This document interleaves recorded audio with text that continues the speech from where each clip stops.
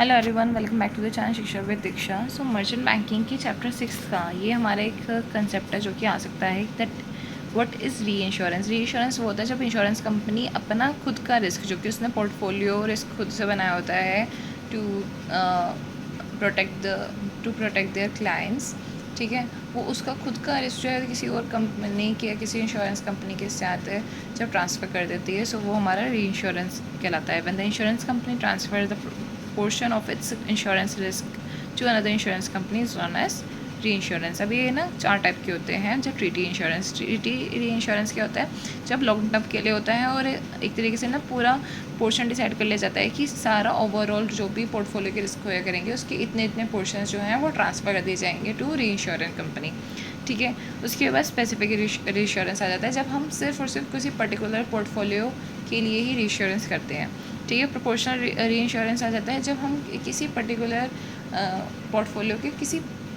Particular proportion के लिए हम री इंश्योरेंस करते हैं। नॉन प्रोपोर्शन आता है जब हम कोई प्रोपोर्शन वगैरह कुछ डिसाइडेड नहीं होता है, जितना भी एक्सेस आपको बियर करना पड़ा वो सब कुछ जो जितना भी एक्सेस था वो आप री इंश्योरेंस कंपनी से क्लेम कर देते हैं फर्दर, मतलब पे तो आप अपने एंड से करते हैं फिर उसके बाद क्लेम कर लेते हैं, सो वो आपका नॉन प्रोपोर्शन आ जाता है। उसके बाद होता है प्रोसीजर। प्रोसीजर क्या है कि सेटिंग नेगोशिएशन होता है, पहले पूरा देखते हैं कि भैया कितना रिस्क है, क्या सब चीज़ें हैं, फिर उसके बाद अंडर राइटिंग होती है कि भैया टर्म्स एंड कंडीशंस जो होती है इंश्योरेंस कंपनी वो अपनी बनाती है, फिर उसके बाद रिस्क ट्रांसफ़र होती है कि भैया प्रीमियम वगैरह दिए जाते हैं, सीटिंग कंपनी जो है देती है री इंश्योरेंस के लिए को, फिर उसके बाद क्लेम सेटलमेंट हो जाता है कि जो भी पैसे देने होते हैं री इंश्योरर को ये प्रोटेक्शन देना होता है सीडिंग कंपनी को ऑन अक्रेंस ऑफ रिस्क, ठीक है, या on occurrence of the uncertain risk जो भी होता है तो तब हो जाता है, ठीक है।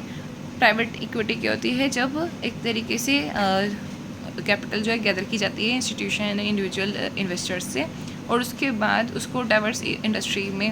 इन्वेस्ट कर दिया जाता है विद हैविंग द गोल कि जिससे रिटर्न्स हम जनरेट कर सकें, सो वो क्या होता है प्राइवेट इक्विटी होते हैं। हेज फंड्स क्या होता है कि ये भी एक तरीके से वैसा ही होता है, बट इसमें क्या होता है हम फंड्स जो एग्रीगेट करते हैं वो हाई नेट वर्थ इंडिविजुअल से करते हैं और प्रॉफिट हम देते हैं टू क्रिएट द प्रॉफिट, ठीक है, यूजिंग वैरायटी इंस्ट्रूमेंट्स स्ट्रेटजी की, जिससे वैरायटी इंस्ट्रूमेंट्स को कहते हैं या वैरायटी ऑफ जो कहते हैं इन्वेस्टमेंट स्ट्रेटजीज होती हैं उसको हम यूज़ करके प्रॉफिट कमा पाते हैं। उसके बाद सेकेंड होता है हमारा manage by the profit manager. So ये क्या होता है, ये profit manage by the portfolio manager. So portfolio manager जो होता है वो उसे मैनेज करता है, ठीक है, और ये वाइड रेंज में इन्वेस्टमेंट होती है तो इसकी वजह से क्या होता है नुकसान नहीं होता है, तो हमारे जो फंड्स होते हैं वो हेज हो जाते हैं, ठीक है। सिक्योरिटाइजेशन क्या होता है, सॉरी मैं अभी मतलब रात को ऐसे है तो सिक्योरिटाइजेशन क्या होता है कि पूलिंग एसेट्स एंड लोन्स। इसमें क्या होता है कि आपने पूरे एसेट्स और लोन्स जो भी आपको लगता है जिससे आपको पैसे आप फ्यूचर में कहते हैं लिक्विडिफाई कर पाओगे, ठीक है, जनरेट कर पाओगे, तो आप उसको ना पूल कर लेते हो, मतलब इकट्ठा कर लेते हो, फिर उसके बाद ट्रांसफॉर्म कर देते हो उसको सिक्योरिटीज़ में। सिक्योरिटीज़ में ट्रांसफ़र करने के बाद उसको आप इन्वेस्टर्स को बेच देते हो। इन्वेस्टर्स को बेचने के बाद क्या होता है, एक तरीके से आपको एक बेनिफिट मिल जाता है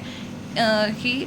आप इलिक्विड एसेट जो आपके होते हैं उसको आप ट्रेडेबल सिक्योरिटीज़ में कन्वर्ट कर सकते हो।